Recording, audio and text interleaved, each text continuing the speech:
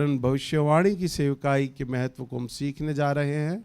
और जब हम भविष्यवाणी में चलते हैं तो जो भविष्यवक्ता है वो अछूता नहीं रहता, क्योंकि भविष्यवाणी की सेवा जो देता है वो भविष्यवक्ता देता है। भविष्यवक्ता भी कई प्रकार के होते हैं। पिछली बार जब मैं भविष्यवाणी की सेवकाई के विषय में बता रहा था तो भविष्यवक्ता के बारे में जब बता रहा था तो हिब्रू भाषा में एक अमुक भविष्यवक्ता के लिए इस्तेमाल किया गया शब्द है, दो शब्द हैं, सियर और रोहे।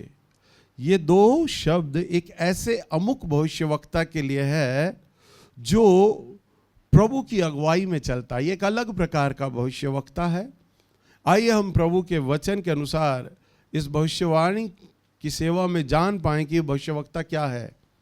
पहला शमूएल की किताब, इसका 9 अध्याय और इसका 9वां पद। पूर्व काल में तो इज़राइल में जब कोई परमेश्वर से प्रश्न करने जाता तब ऐसा कहता था, चलो हम दर्शी के पास चले। हाँ, पूर्व काल में, पुराने नियम में जब कोई व्यक्ति प्रभु से पूछने जाता था तो वो ये कहता था, आओ हम दर्शी के पास चलें। दर्शी दर्शी तो वचन में लिखा है, आओ हम दर्शी के पास चले। दर्शी माने देखने वाला।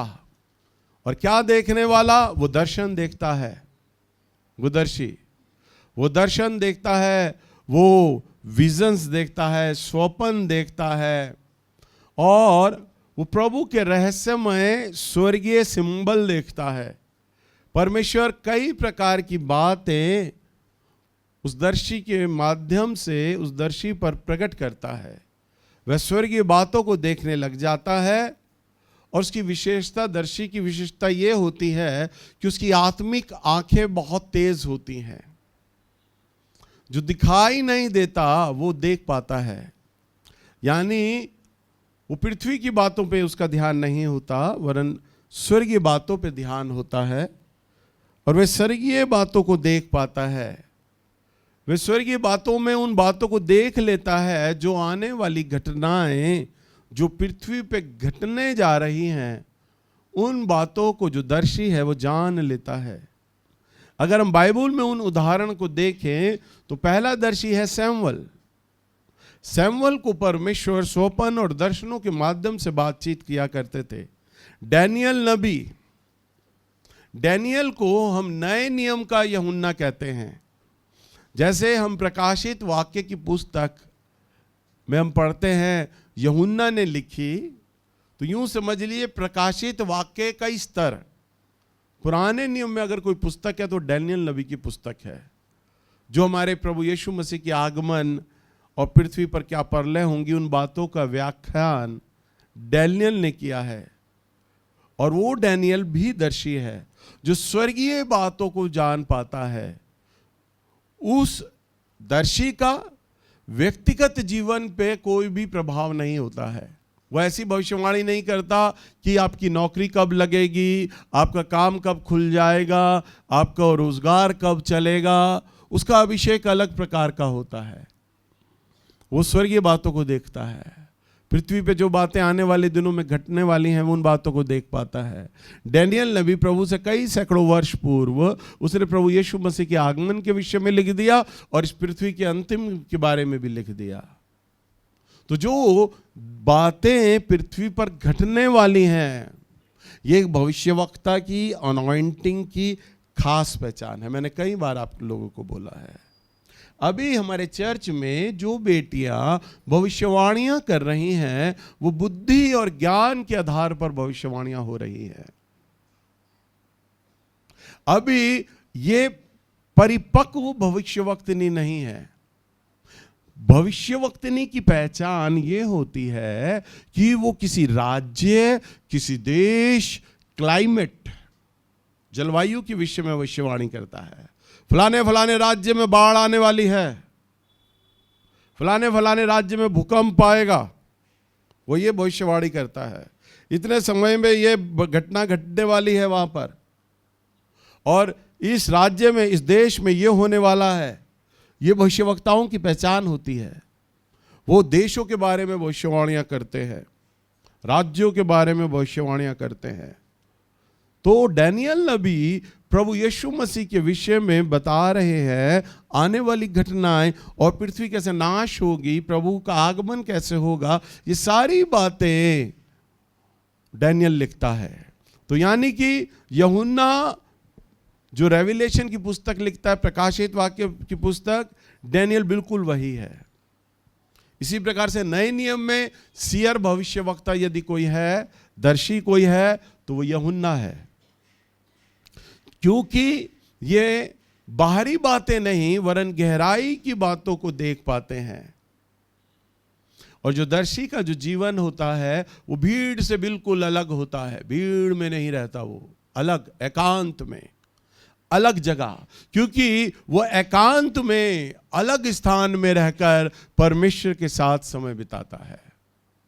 उसे एकांत अच्छा लगता है, ताकि मैं प्रभु के चरणों में बना रहूं।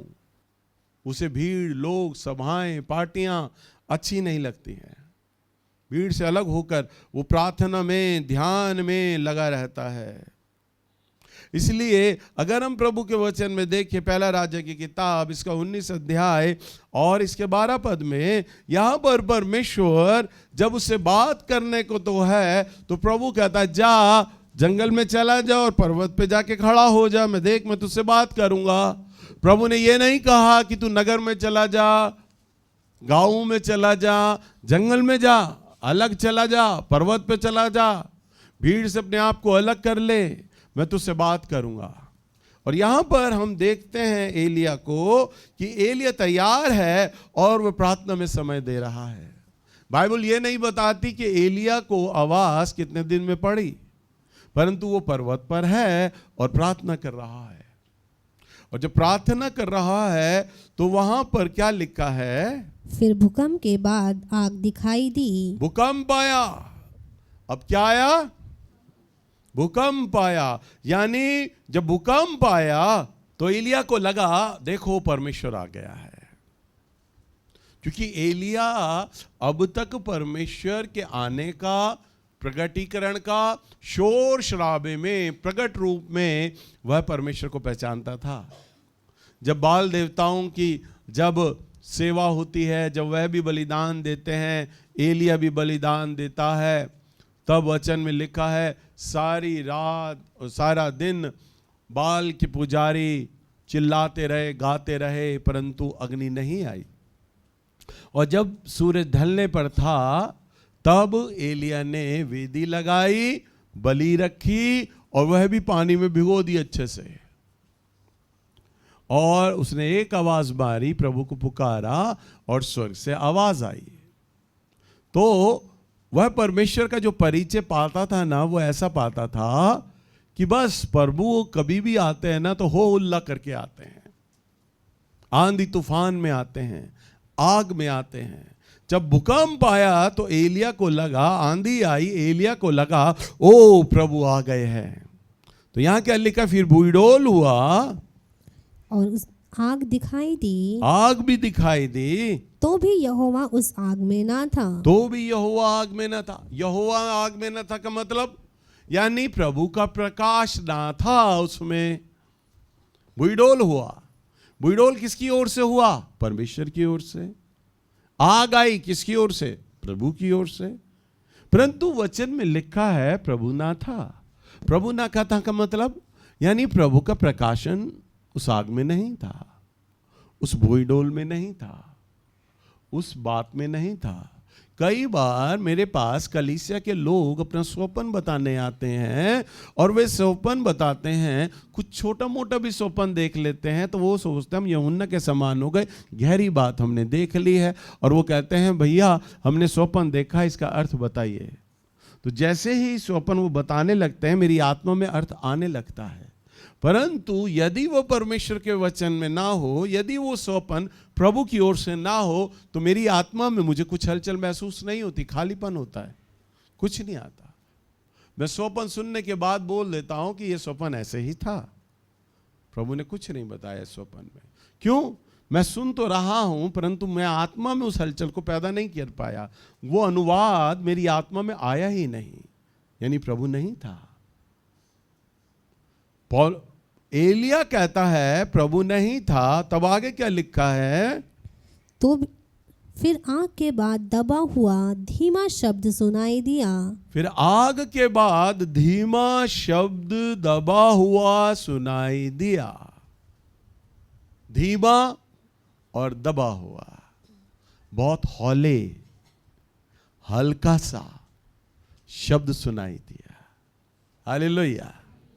बेनीहीन अपनी किताब में लिखते हैं कि जब मैं प्रभु की सेवा में आया तब मैं कई प्रचारकों को देखता था, वो चिल्ला चिल्ला के प्रचार करते, चिल्ला चिल्ला के चंगाइयाँ सभा लेते। तो बेनीहीन समझते हैं, कहते कि मुझे लगता है पवित्र आत्मा इन बातों से प्रसन्न होते हैं या पवित्र आत्मा इसी के द्वारा चंगा करते हैं।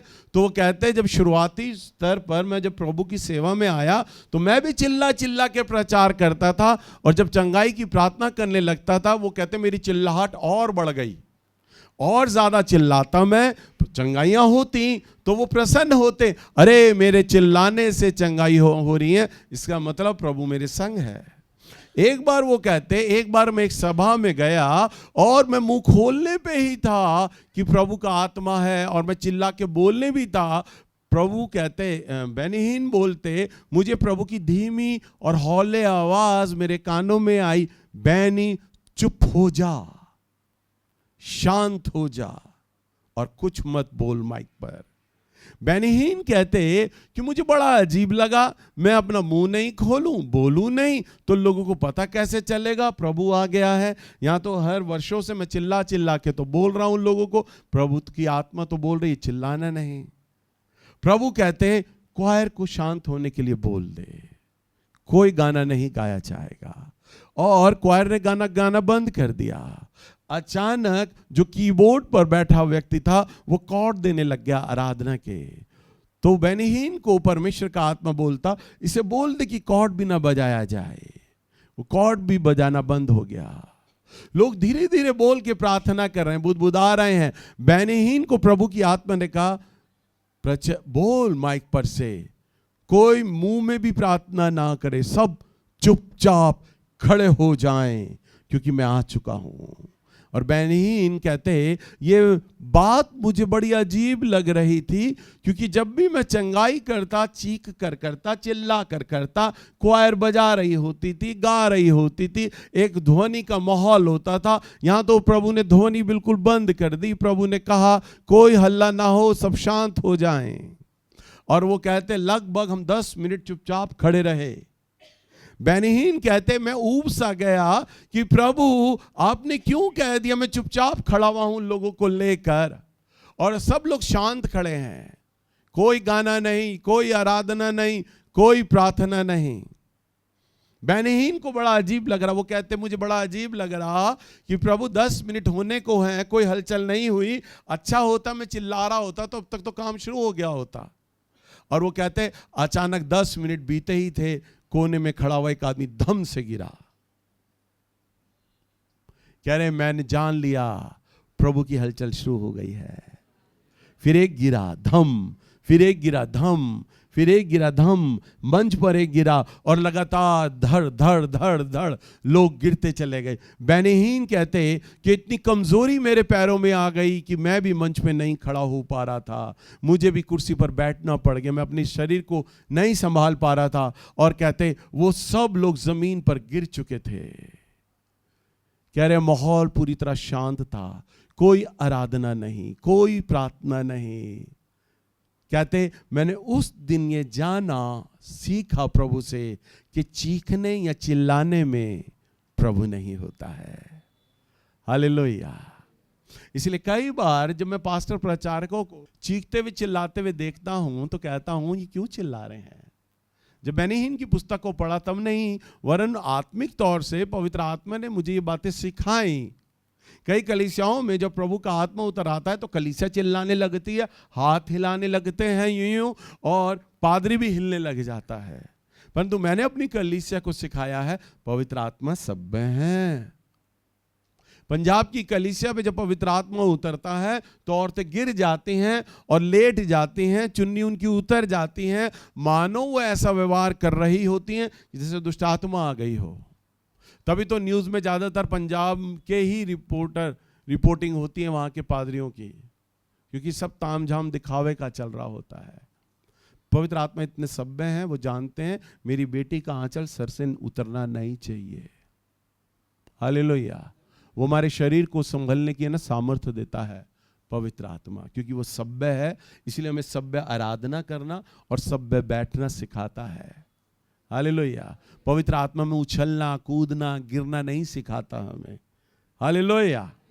सो वो अलग बात है, आत्मिक अनुभव जो परमेश्वर आपको बहुत स्ट्रीम में लेके चले जाते हैं।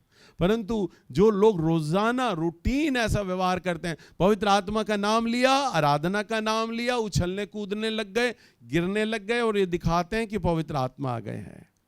हालेलुया। एलिया के साथ भी वही अनुभव होता है। वो धीमी आवाज को सुनता है, दबा हुआ शब्द सुनता है, तब वो ये जान लेता है कि परमेश्वर यहाँ आ चुका है। हालेलुया। जो भविष्यवक्ता है, जो सीयर भविष्यवक्ता है, उसके कान इतने सेंसिटिव होते हैं कि वो परमेश्वर की हल्की आवाज, उसकी फुसफुसाहट को पहचान लेता है। उसके कान इतने संवेदनशील होते हैं कि उसकी फुसफुसाहट को जान लेता है प्रभु का आत्मा क्या कह रहा है। समझ पा रहे हैं आप लोग? यूहन्ना की किताब में अगर हम देखें 16 अध्याय और उसके 13वां पद, परंतु जब वह अर्थात सत्य का आत्मा आएगा तो तुम्हें सत्य का मार्ग बताएगा, क्योंकि वह अपनी ओर से ना कहेगा, परंतु जो कुछ सुनेगा वही कहेगा।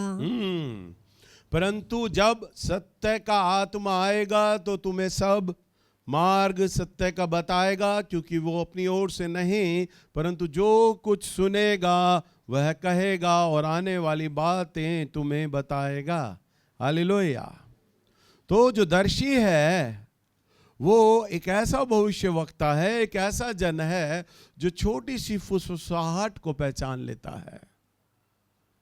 प्रभु सांस भी ले रहे हैं ना, तो सांसों की गर्माहट को जान लेता है। फुसफुसाहट की तो बात ही छोड़ दीजिए, परमेश्वर का निर्देश अगुवाई छोड़ दीजिए। वो तो प्रभु सांस भी ले रहे हैं ना, वो इतना नजदीक होता है प्रभु की कि उसकी सांसों की गर्मी तक पहचान लेता है। प्रभु क्या सोच रहे हैं, प्रभु क्या सांस ले रहे हैं। प्रभु चीख कर चिंगाड़ के ना बोले, भले ही सांसों की गर्माहट तक को पहचानता है। इतना सेंसिटिव उसके कान बन जाते हैं प्रभु के साथ बिताते बताते, क्योंकि वो अकेले में प्रभु के साथ समय बिताता है, भीड़ से अलग हो जाता है, अकेले में प्रभु के साथ रहता है। इसलिए परमेश्वर अपने नबियों को कोई भी जब दर्शन देता है, दृश्य दिखाता है, स्वप्न देता है, या कोई भी संकेत देखता है, छाया मात्र संकेत, तो उसको देखकर पहचान लेता है वो। हालेलुया। समझ पा रहे हैं? हमारी बच्चियां भी अभी भविष्यवाणियां कर तो रही हैं, पर वो सीख भी रही हैं। अरे भी वो परिपक्व नहीं हुई है, कर रही हैं, प्रैक्टिस में कर रही हैं।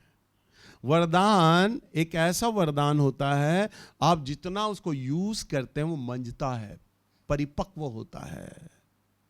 वो दान भी है, वरदान भी है, टैलेंट है। वो जितना आप प्रैक्टिस करेंगे, जितना आप मुझे मानेंगे, जितना भविष्यवाणी करेंगे, वो इतना निखरेगा, उतना मंजेगा, क्योंकि आप प्रभु के, आपके कान इतने संवेदनशील हो जाते हैं, इतने सेंसिटिव हो जाते हैं कि प्रभु की आवाज़ को सुनना पहचान लेते हैं। कई बार हमारी बच्चियों से कई चूक हो जाती है, भविष्यवाणी में चूक हो जाती है। उसका कारण ही यही है कि परमेश्वर जो दर्शन दिखा रहा होता है ना, वो दर्शन वो समझ नहीं पाते कि प्रभु ये दर्शन दिखा रहा है, और वे अपने विचार से उस दर्शन का अर्थ निकाल लेते हैं। क्योंकि जब भविष्यवाणी हो रही होती है तो भविष्यवाणी करने वाली लड़की या भाई कोई भी जब वो दर्शन देखता है उन बातों को, या आत्मा में महसूस कर रहा है उन चीज़ों को, तो वो महसूस का अनुवाद करना, मैंने क्या कहा, सेंसिटिव, संवेदनशील, प्रभु के लिए इतने कोमल कान हो जाएं, प्रभु सांस भी ले रहे हैं तो पता चल जाए। और जितने ये कोमल कान होंगे उतना वो दर्शन की व्याख्या, अनुवाद, अंतरात्मा में पवित्र आत्मा जो बता रहे हैं, जो स्वप्न दिखला रहे हैं या प्रतिबिंब दिखा रहे हैं। जैसे यूहन्ना बोलता है, और मैंने उसका भीड़ सा शब्द दिखा, और मैंने उसके पैर देखे जो चोखे पीतल के थे, और मैंने उस दूत को देखा जिसका शेर का सा मुंह था। ये सारी चीजें प्रतीक हैं, प्रकट करने वाली। शेर का मतलब ये नहीं कि वो वास्तव में शेर था या वास्तव में वो पशु था, परंतु पढ़ने वाला, जो लिखने वाला, जो देख रहा है, पवित्र आत्मा उस पर वो प्रकट कर रहा है उस भविष्यवाणी को, और उस भविष्यवाणी को समझाने के लिए वो संकेत दे रहा है। हालेलुया। इसलिए भविष्यवाणी एक ऐसी किताब है जो ज़्यादातर पास्टरों को समझ नहीं आती। वो कहते हैं भैया इसमें जो बातें हैं ना समझ नहीं आती। क्यों नहीं समझ आती? क्योंकि वो ज्ञान के आधार पर नहीं, वरन पवित्र आत्मा ही अनुग्रह देगा, पवित्र आत्मा ही अनुवाद करने का ट्रांसलेशन देगा, तभी आप उसमें छिपा हुआ भेद, उसका अर्थ आप जान पाओगे।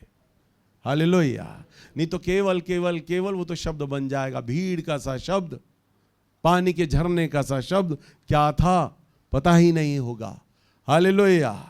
इसलिए आपको ये बातें समझनी है। जैसे यूहन्ना बोलता है, और मैं उस दिन प्रभु के दिन में आ गया, लिखता है वो। प्रभु के दिन में क्या मैं आ गया है?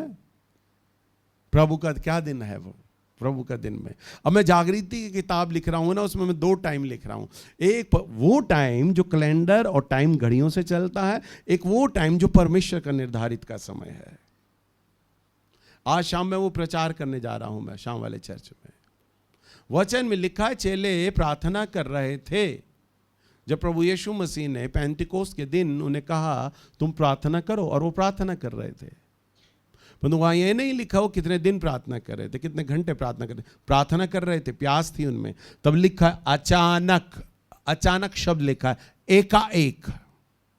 वो प्रार्थना कर रहे थे कितने हफ्ते, वो मनुष्य का समय था, पर एकाएक ये परमेश्वर का समय है। एकाएक आकाश खुल गया और उनको आग से जीवें फटती हुई दिखाई दी। ये परमेश्वर का समय है। हालेलुया। सो तैयारी जो कैलेंडर में चलती है वो मनुष्य का समय है, जागृति का पिन पॉइंट जो परमेश्वर का समय है वो प्रभु का है। यूहन्ना तभी वो कहता है, और मैं प्रभु के दिन में आ गया। प्रभु के दिन में आ गया क्या मतलब? ये वो घड़ी आ गई थी जब परमेश्वर मुझे दर्शन के द्वारा बात कर रहा था। एलिया भी वो कहता है, आग में मैंने प्रभु को नहीं देखा, आंधी में मैंने प्रभु को नहीं देखा, और बहुत हौले से धीमा शब्द हुआ, देखा नहीं, प्रकाश हुआ, आग आई, आवाज आई, प्रभु की ओर से आ रही है, परंतु प्रभु नहीं था। प्रभु नहीं था यानी प्रकाशन नहीं था। हालेलुया। अगर हम छोटा सा एक उदाहरण देखें, हिजकेल की किताब के अंदर, घर जाके पढ़िएगा, मैं छोटा सा उदाहरण दे देता हूं। हिजकेल की किताब पहले अध्याय में वो रूप वाले प्राणी, आग के विषय में, और सिंहासन, परमेश्वर के सिंहासन के पहियों के विषय में दर्शन देख रहा है। ये सब प्रतीकात्मक, यानी ये सब चिन्ह है, छाया है। इनका अर्थ तो केवल पवित्र आत्मा ही प्रकट करते हैं। हालेलुया। सो जो भविष्यवक्ता है, सीयर की आत्मा हमेशा उस सच्चाई को खोजती है जो सच्चाई परमेश्वर के पास है। समझ पा रहे हैं आप लोग? इसलिए अगर हम प्रभु के वचन में देखें, मत्ती की किताब 23 अध्याय और इसका 37 पद, 23 का 37, या प्रभु यीशु मसीह बात को बोल रहे हैं। हे यरूशलेम, हे यरूशलेम, तू भविष्य वक्ताओं को मार डालता है और जो तेरे पास भेजे गए उन पर पथराव करता है।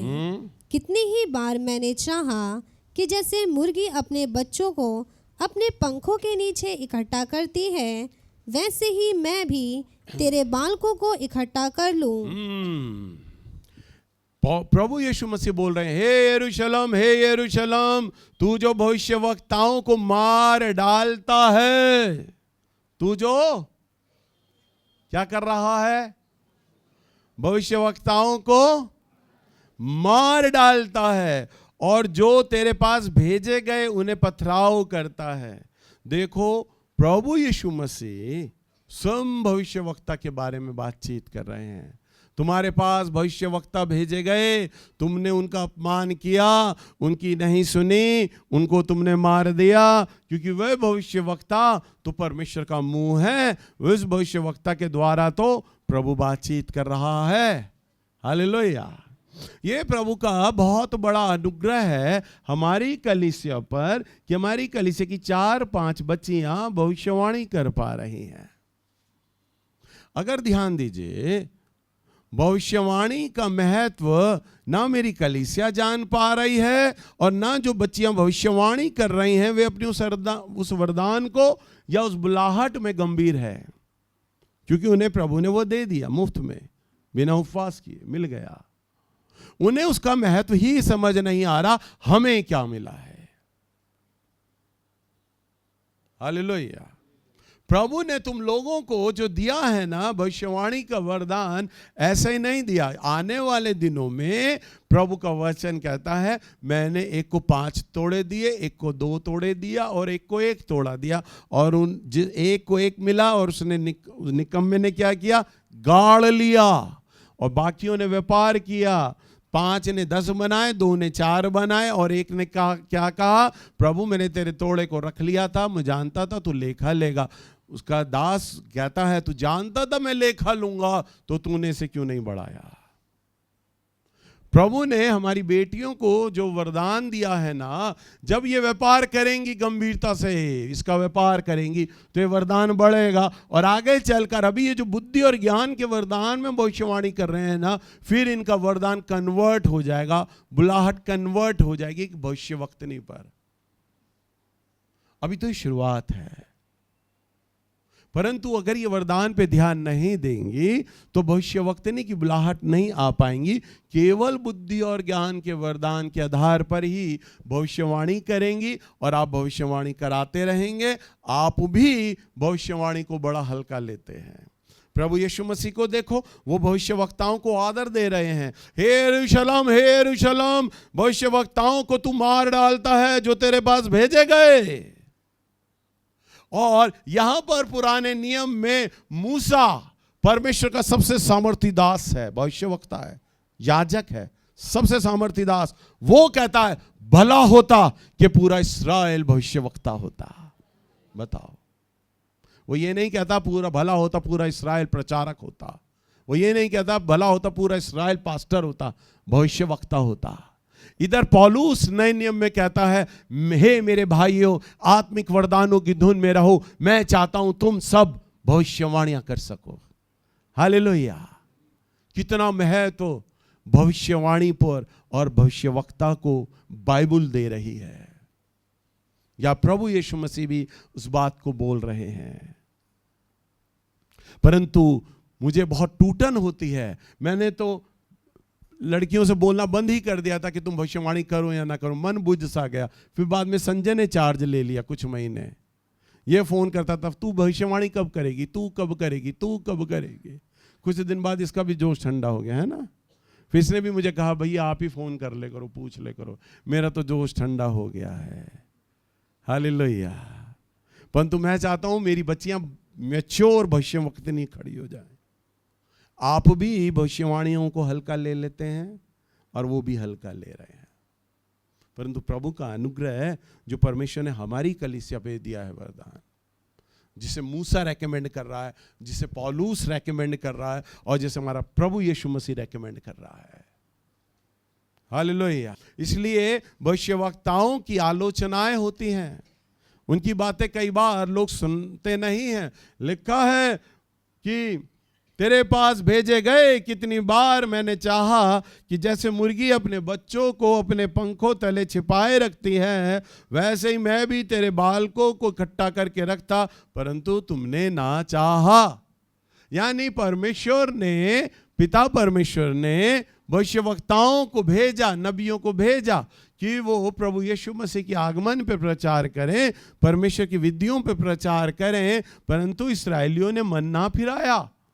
प्रभु कहते हैं मैंने चाहा जैसे मुर्गी संभाल कर रखते। भविष्यवक्ता को अपमान झेलना पड़ता है, बेइज्जती झेलनी पड़ती है, और कई बार लोग उसको ज़्यादा आत्मिक समझने लगते हैं या अजीब समझने लगते हैं, क्योंकि वचन में लिखा है आत्मिक जन सब कुछ जान लेता है और वह किसी के द्वारा परखा नहीं जाता। हालेलुया। उसकी बातें बड़ी अजीब लग सकती हैं, तरीका अजीब लग सकता है। भारत देश में दो बड़े भविष्यवक्ता रहे, पहला ब्रदर दीनाकरण, दूसरा D John Rabindranath. D John Rabindranath और डी जॉन रविंद्रनाथ ब्रदर दीनाकरण से भी सुपीरियर। ब्रदर दीनाकरण खुद प्रार्थना कराने के लिए ब्रदर डी जॉन रविंद्रनाथ के पास जाया करते थे, और ब्रदर डी जॉन रविंद्रनाथ हमेशा व्हाइट कपड़े पहनते थे, सफेद कपड़ा। और जहां मान लो डी जॉन रविंद्रनाथ हमारे चर्च में यहां अगर आ रहे हैं तो इस कुर्सी पे भी पूरा व्हाइट कपड़ा बिछाया जाएगा, उस व्हाइट कपड़े पे ही बैठेंगे, वो कलर वाले कपड़े पे नहीं बैठेंगे। ये बातें हमें अजीब लग सकती हैं, अब तो वो नहीं रहे, पर ये बातें हमें अजीब लग सकती हैं। व्हाइट कपड़ा क्यों पहन रहे हो? बाइबल तो कहती है प्रभु बाहरी रूप को नहीं देखता, वो तो भीतरी मन को देखता है, भीतरी पवित्रता को। आप व्हाइट कपड़ा क्यों पहन रहे हैं? व्हाइट एक कुर्सी पर व्हाइट कपड़ा क्यों बिछाया जाता है, उस पर आप क्यों बैठते हो? हालेलुया। वो सीयर भविष्यवक्ता थे,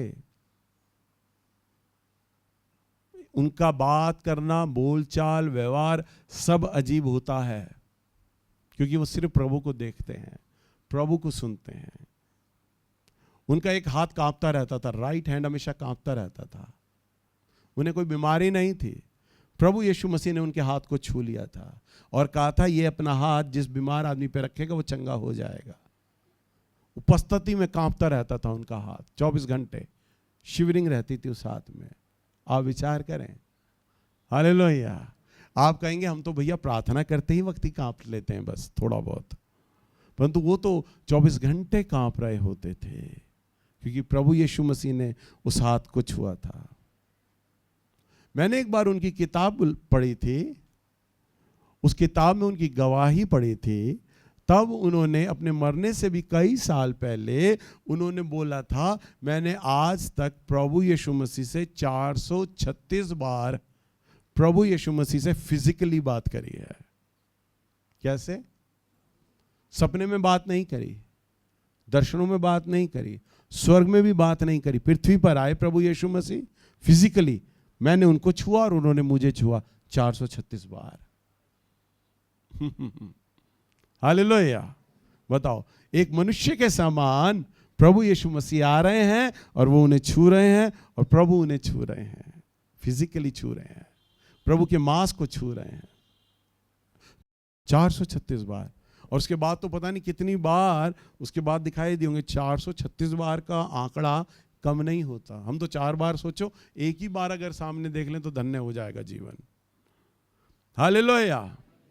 तो यदि परमेश्वर ने उन्हें आज्ञा दिया है तुझे श्वेत वस्त्र धारण करने होंगे और जहां बैठना होगा वहां सफेद कपड़ा बिछाना होगा, तो ये बात भले ही अजीब लगे मनुष्य की दृष्टि में, परंतु वो बात तो सटीक है। हालेलुया। मैं कई बार पास्टरों की मीटिंगों में जाता हूं, बड़े बड़े मंचों पे जाता हूं।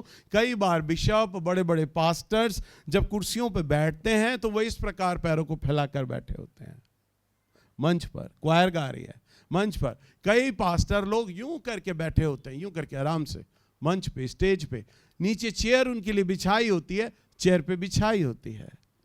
मेरा भाई और ये चित्रा जब इनके आश्रम में गए, डी जॉन रविंद्रनाथ के आश्रम में गए, तो इनको दोनों को डी जॉन रविंद्रनाथ ने स्टेज पे बुलाया था, अपने पास बिठाया था, और मेरे भाई ने भी ऐसे ही पैर सीधे कर रखे थे। ऐसे ही हुआ था ना, पैर सीधे कर रखे थे। उन्होंने मेरे भाई को बोला, प्रभु यीशु मसीह यहाँ से आ रहे हैं, सीढ़ियों से पैरों को अंदर कर लो, नीचे कर लो। तब मेरे भाई ने प्रभु पैरों को पूरा कुर्सी के अंदर कर लिया, और उसने निगाह मारी ना तो सबके पैर अंदर की तरफ थे, कुर्सियों के अंदर थे। हालेलुया। ये बात कितनी अजीब लग सकती है। प्रभु अपने वचन में कहता है, जब मेरे भवन में आओ तो डरते हुए, कांपते हुए आना। डरते हुए और कांपते हुए आना। आप चर्च में कैसे बैठे हो, आपका पोस्चर क्या है, अंगड़ाइयां लेके बैठे हो, कैसे बैठे हो, ये तो आपका वो डर, आपका वो कांपना ही परमेश्वर देख रहा है। जब आप किसी बड़े आदमी के ऑफिस में जाओगे, बड़ा संभल कर जाओगे। मुख्यमंत्री के ऑफिस में जाओगे, बड़ा संभल के जाओगे। प्रधानमंत्री के निवास स्थान में जाओगे, बड़ा संभल के जाओगे। पता नहीं मेरे मुंह से कुछ अनाप शनाप ना निकल जाए, मैं अपनी बात को कैसे बताऊं, अपने परिवार की बात को, या अपने देश या राज्य या जिस जगह रहता हूं उस बात को मैं कैसे बोलूंगा, किन शब्दों में बोलूंगा, कहीं फालतू के शब्द ना बोल जाऊं।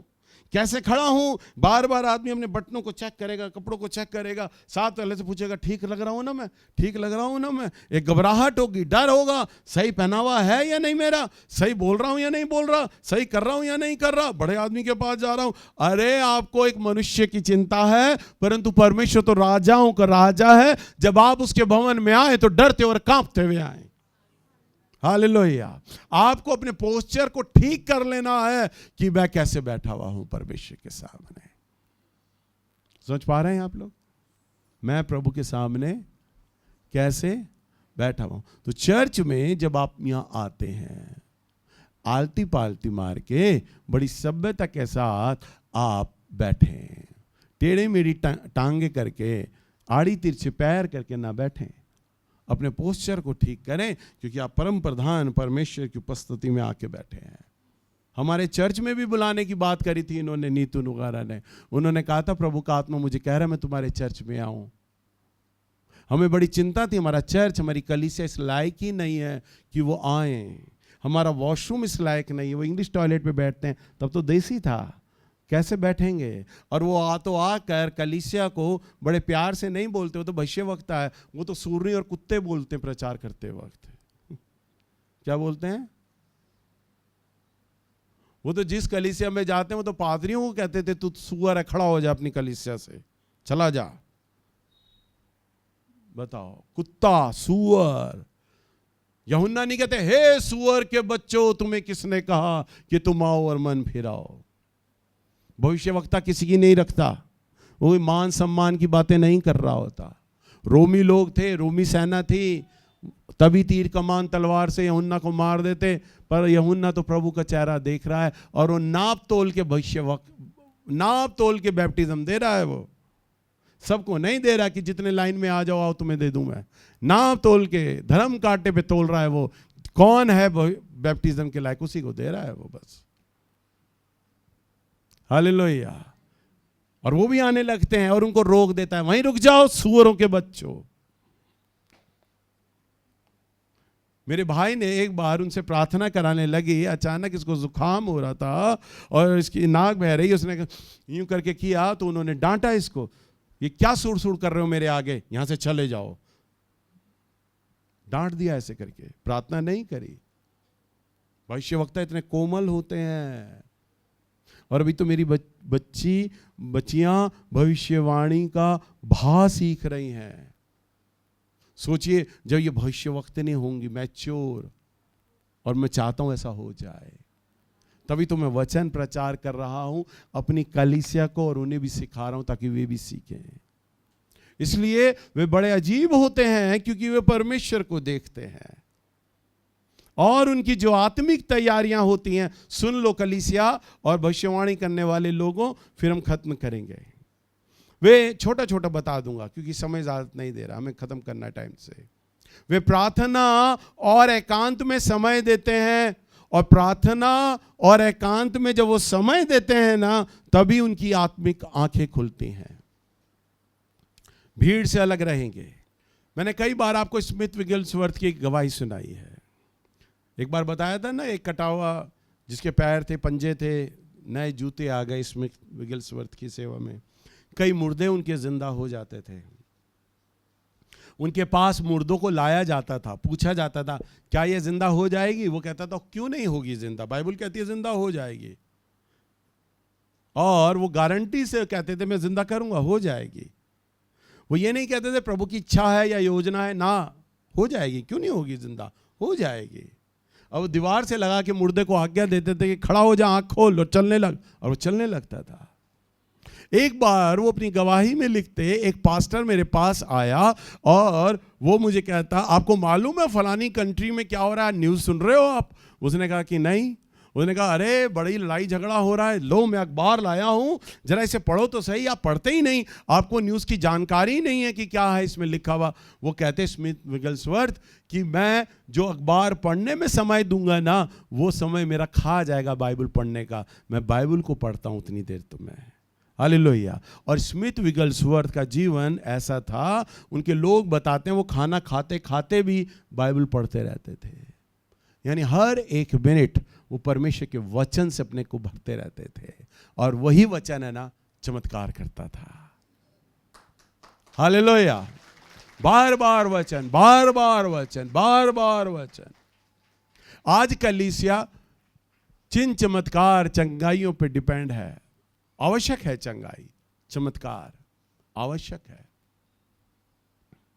आमोस भैया का बेटा मेरे पास आया एक बारी, और वो कहता मेरे पास बैठा हुआ, अरे भैया, उसी की लैंग्वेज में बोलता हूँ, अरे भैया हैदराबाद में आपने वो नाम सुना है पास्टर सतीश का? मैंने कहा हाँ मैंने सुना है।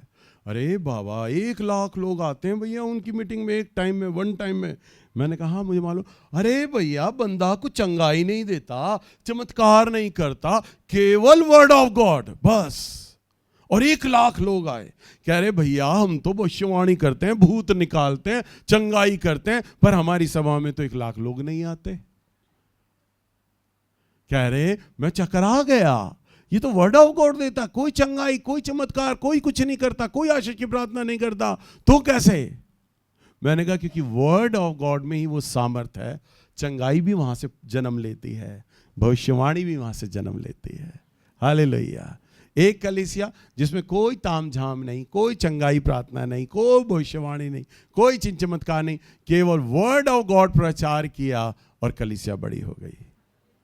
हालेलुया। बिना चमत्कार के भी प्रभु काम करते हैं। ये तो परमेश्वर का वचन है, और अंतिम दिनों की जो जागृति है ना, वो परमेश्वर के वचन पर आधारित होने जा रही है। प्रभु इसमें काम करेगा, प्रभु इसमें काम करेगा। अंतिम दिनों के अंदर प्रभु ने मुझे अभी स्वप्न भी दिखाया है, और उस स्वप्न को मैं आपको बताता हूं।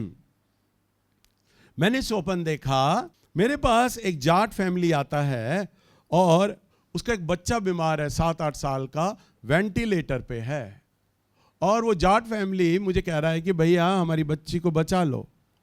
तो मैं उन्हें प्रार्थना करने से पहले उस बच्ची के लिए, उस जाट फैमिली को मैं कह रहा हूँ, मियाँ बीबी को, अरे पहले प्रभु का वचन सुनो, तुम्हारी बच्ची अपने आप चंगी हो जाएगी। वो लोग कहते नहीं भैया पहले आप प्रार्थना करो तब हमारी बच्ची ठीक होगी। आप यदि हमारी बच्ची को चंगा कर सकते हो तो कर दो, आप जहां बोलोगे हम लंगर करा देंगे, आप जितना बोलोगे आपके चर्च के लिए हम पैसा दे देंगे, हम आपके लिए दे देंगे, बस अगर आप कर सकते हो तो हमारी बच्ची को ठीक कर दो। क्योंकि जो बहन लाई है वो आपकी बड़ी तारीफ कर रही है कि प्रभु सब कुछ कर सकता है, तो अगर आप कर सकते हो हमारी बच्ची को ठीक कर दो। मैं उन्हें समझा रहा हूं नहीं पहले विश्वास करो तब चमत्कार देखोगे। वो कह रहे हैं नहीं पहले चमत्कार करो तो हम विश्वास ले आएंगे। तब अचानक मेरी पत्नी मुझे बोलती है कि ऐसा करो तुम अपनी चंगाई सभाओं की वीडियो दिखाओ, इन्हें पता चल जाएगा कि प्रभु तुम्हारे द्वारा चंगाइयाँ करता है तो इन्हें विश्वास होगा। तो मैं टीवी पे चंगाई सभा दिखा रहा हूँ उन्हें, और मैं ऐसी चंगाई सभा अपनी दिखा रहा हूँ जो अभी तक नहीं हुई।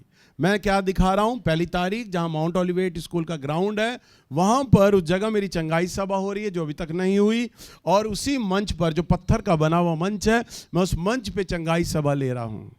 और वीडियो में वो फैमिली देख रहा है कि मैं अचानक प्रचार करते वक्त बोलता हूं देखो परमेश्वर का आत्मा इस स्थान पर उतर आया है, और मंच अचानक झटके से हिलने लग गया जोर जोर से, और उसकी ईंटें निकल निकल कर गिरने लग गई, पलस्तर टूट टूट कर बिखर गया और मंच बिखर गया। वहां पर वो वीडियो में देख रहे हैं, वो आश्चर्य करते हैं, वो कहते हैं क्या भैया ऐसा हुआ है? मैंने कहा हाँ ऐसा हुआ है। कह रहे हम ये जगह देखना चाहते हैं। मैंने कहा चलो मैं तुम्हें जगह दिखा के लाता हूँ। मैं उन्हें उस ग्राउंड में ले आया, माउंट ओलिवेट के मंच पे ले आया। वो पति पत्नी और मैं, हम 3 लोग हैं, और मैं उन्हें वही जगह दिखा रहा हूँ। देखो ये मंच है, यहाँ पर मैं खड़ा था जहाँ प्रभु आए थे। तो वो उस मंच पे जोर जोर से पैर और हाथ मार के देख रहे हैं, ठोक रहे हैं, कहीं ये कमज़ोर तो नहीं है, कहीं ये लक्कड़ का तो बना नहीं है, कहीं हमें पागल तो नहीं बना रहा था। पर उन्होंने आपस में फुसफुसाते और कहते हैं अरे ये ईंट गारे का बना हुआ है, सीमेंट का है, ये कैसे हिल रहा था उस समय वीडियो में, समझ नहीं आया हमें। उसी वक्त मैं अचानक, अभी वो बात ही कर रहे हैं, मैं उन्हें हाथ पकड़ के जल्दी से पीछे करता हूँ। मैंने कहा पीछे हट जाओ। मैंने कहा फिर प्रभु आ रहा है, और मंच पर फिर प्रभु की आत्मा उतरी, और जैसे पढ़ते हैं ना, भुईडोल हुआ, भुईडोल हुआ, और जो मंच था जोर जोर से कांपने लगा, ईंटें तड़क तड़क कर गिरने लग गई, सीमेंट टूट टूट कर बिखरने लग गया, ईंट गिरने लग गई। हालेलुया। इस वचन को सुनने के बाद मैं समझ गया कि इस वचन का अर्थ क्या है। पर फिर भी मैंने कंफर्मेशन के लिए मैंने अपने आत्मिक पिता भाई आमोस को बोला कि भैया मैंने ऐसा ऐसा स्वप्न देखा है, और वो और मैं डिस्कशन करने लग गए, बातचीत करने लग गए। उन्होंने भी मुझे वही अनुवाद बताया जो मेरी आत्मा में आया, और वो ये कहते हैं बेटा अंतिम दिनों के अंदर अभी जो प्रभु चंगाइयाँ कर रहा है ना, वो केवल चंगाइयाँ हैं। ध्यान से सुनिएगा, वे केवल चंगाइयाँ हैं, आश्चर्यकर्म नहीं है, चिन्ह नहीं है। बड़ी चंगाइयाँ हो सकती है, कैंसर ठीक हो सकता है, लकवा ठीक हो सकता है, ये चंगाइयाँ हो सकती हैं, परंतु आश्चर्यकर्म नहीं है। आश्चर्यकर्म वो है जो तुमने देखा है, और ये जागृति का संकेत है, ये जागृति से संबंधित रखता है। वो कहते हैं बेटा तुम्हारे इस स्वप्न के द्वारा मैंने जान लिया है कि वास्तव में प्रभु तुमसे जागृति के बारे में बात कर रहा है, कि आने वाले दिनों में तुम्हारी सेवा में, तुम्हारी जागृति में चंगाई से बढ़कर है ना अद्भुत काम होने जा रहे हैं। चिन्ह चमत्कार, चंगाइयों को तो देखकर मनुष्य ये कह सकता है ये आप ही के लोग होंगे, आपने ही किया होगा। कह रहे आने वाले टाइम में प्रभु ऐसे काम करने को है जहां विज्ञान और आदमी मौन हो जाएगा और कहेगा ये अद्भुत काम है ना तो परमेश्वर ही कर रहा है। हालेलुया। तो मैं आपको कह रहा था ना पहले कि प्रार्थना करो जागृति के लिए, कि मुझे तैयार करे, हमारी कलीसिया को तैयार करे। प्रभु अद्भुत काम हमारी कलीसिया में करने जा रहा है, इस दिल्ली शहर में करने जा रहा है। आप सबको जय मसीह की।